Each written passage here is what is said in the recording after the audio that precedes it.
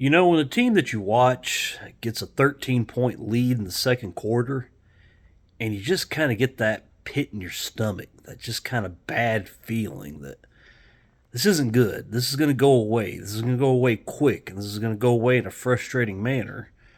And you kind of see it happening before it even happens. That's when you know your team has a lot of issues. The Indiana Fever are my team.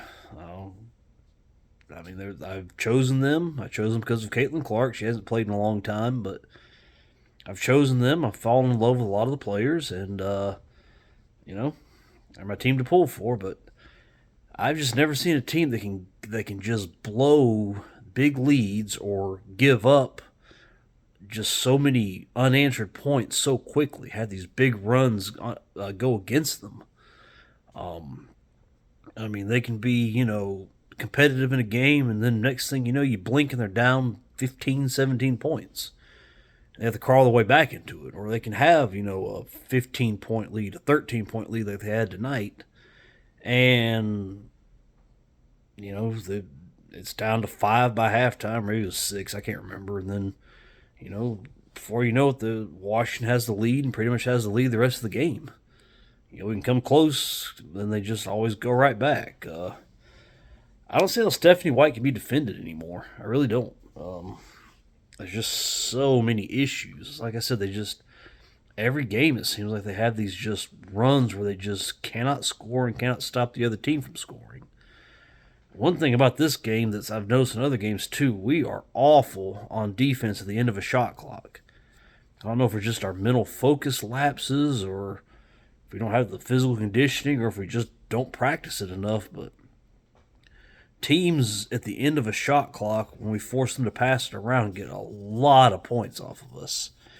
And that's coaching. That has to be coaching for it to happen so much, no matter who they put on the floor and no matter what lineups we run. By the way, our lineups tonight were not good. Did Chloe Bibby even play? I didn't really get to watch the second quarter because I was driving home from work. I get off at 8, so I kind of got to watch the first quarter at work when I wasn't working. And I never really saw her. Saw Odyssey Sims some. She did a good job. We actually played her some, and she, what do you know, did a good job. You actually play these people, they'll do good.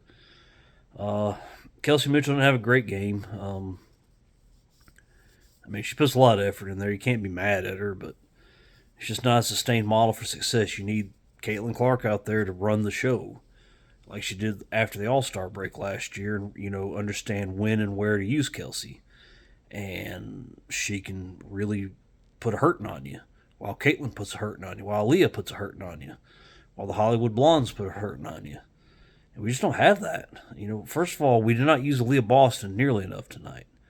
Why is Stephanie White not creating more offensive sets designed to get Leah Boston involved? Leah Boston is a great player. Now, her whistle sucks. The referees will never call anything against her, and they'll call her for a foul if she's on the bench, probably. I'm surprised they don't call fouls on her in games she's not even in.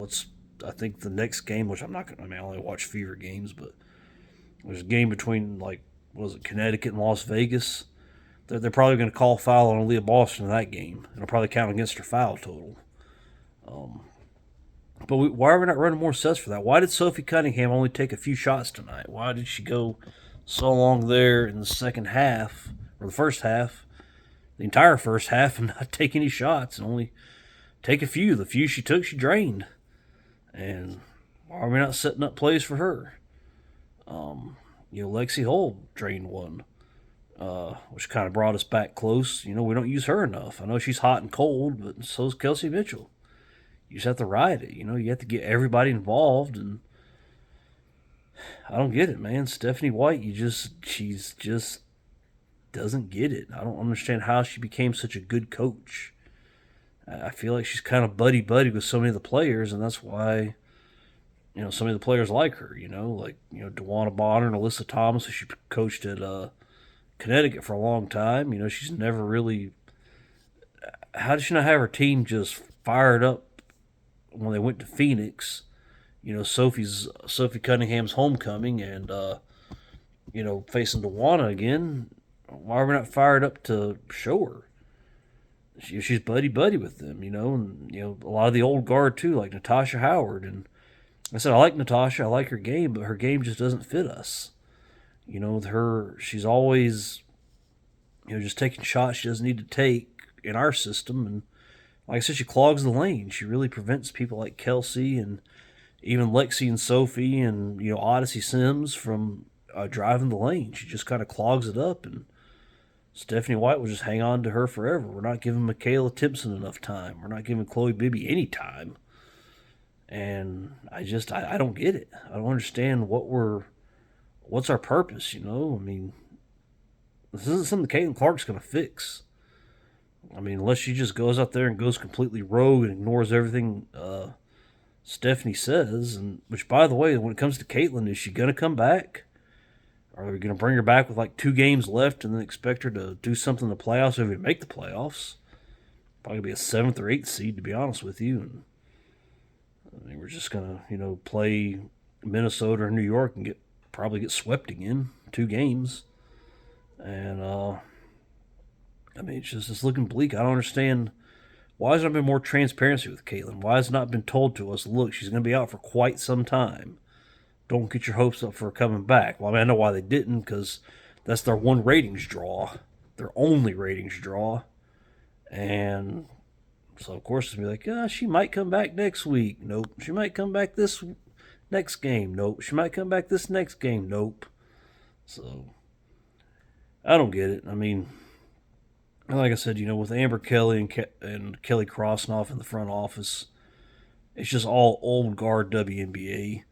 And Stephanie White is complete old guard WNBA.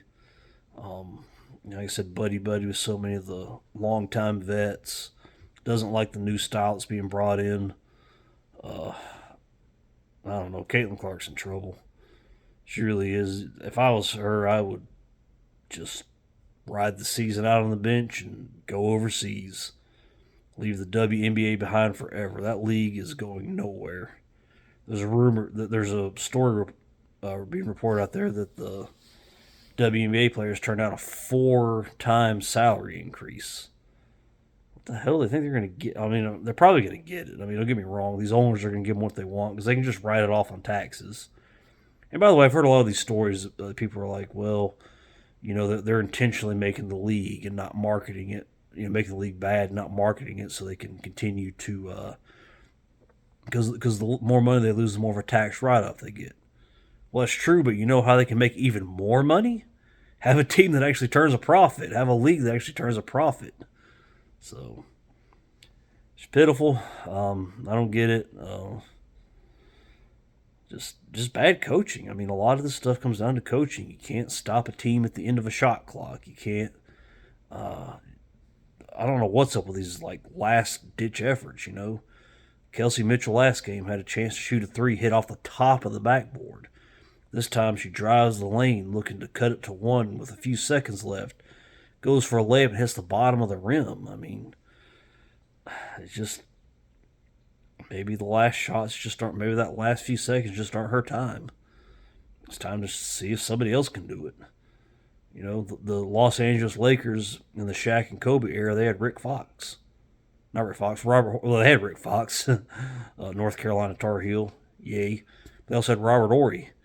He was the master of that clutch last-minute shot. And even with Kobe out there, they were, letting Robert Horry take a lot of those last shots because they knew that was his specialty. Even though Kobe would make a ton of clutch late shots, showing that killer mentality of his, he doesn't get the appreciation as a basketball player that he deserves. Michael Jordan's the best when it comes to shooting guards. Kobe's a lot closer than people think, but that's another story for another day. So maybe there's somebody that's actually, pretty good at these last second shots. Maybe it's Sophie. Maybe it's Lexi. Maybe it's somebody we don't even think about. Maybe it's Aaliyah. We don't use her enough on offense. And, I mean, some of that's on her. She has to be more aggressive. But, I mean, when you have the shit whistle that she has, you're probably scared to be aggressive. Give her Asia Wilson's whistle and watch her do way better than Asia. I don't care what anybody says. Give Caitlin Clark Paige Becker's whistle. Yikes. Just cancel the season, give them every championship.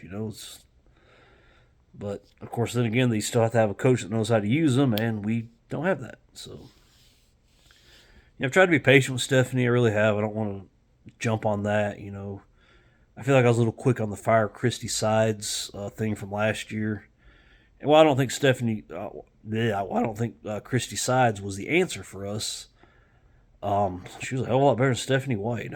I wish we had her instead of Stephanie.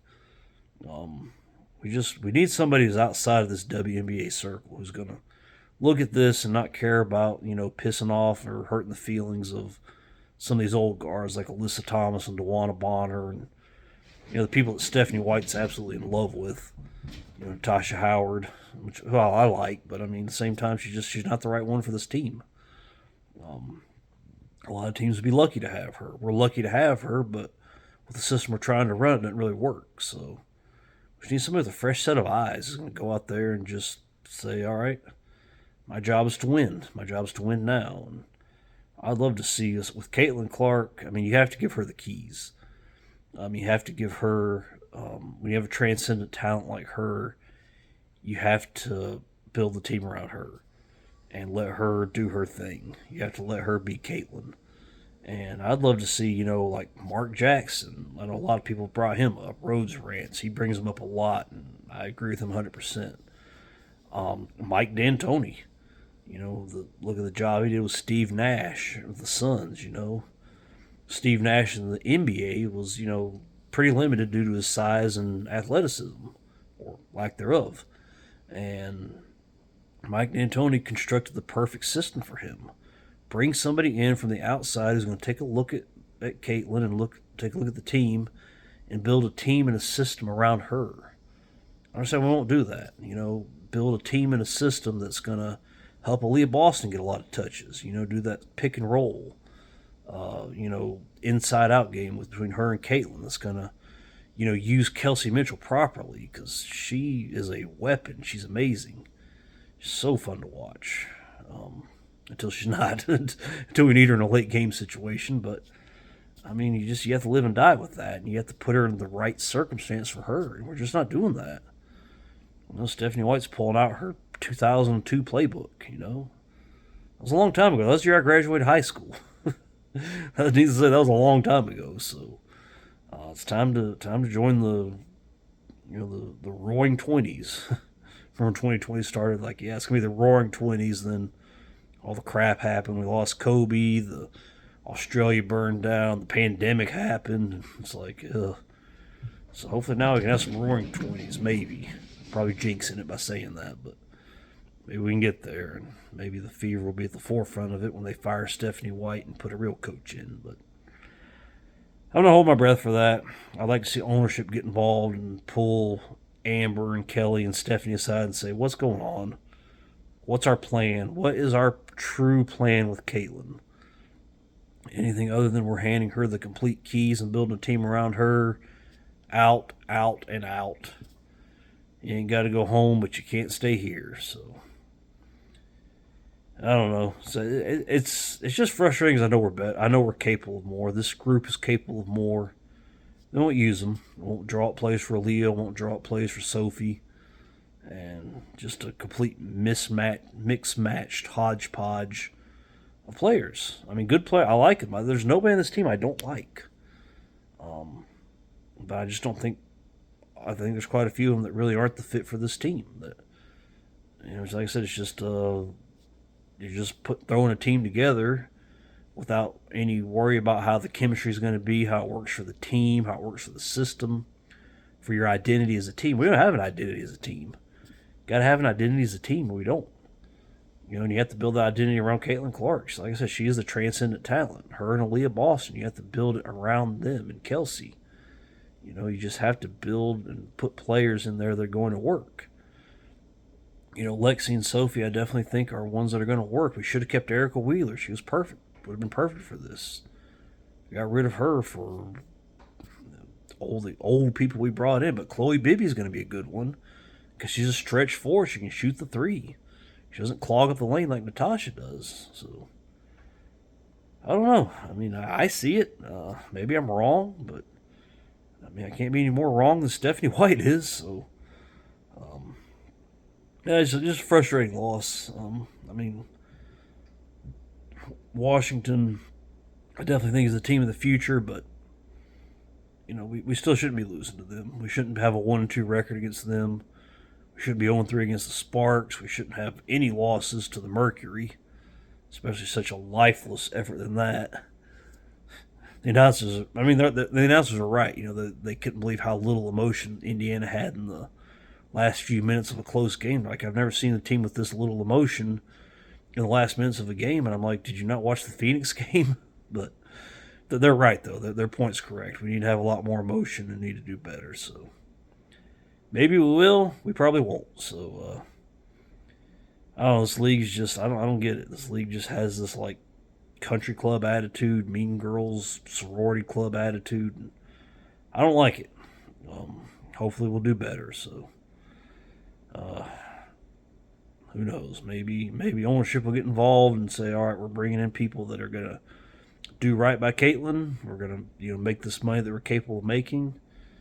But let's face it, the Pacers went to the NBA Finals last year. That's what his interest is. So hate that, but it is what it is. I'll talk to you guys later.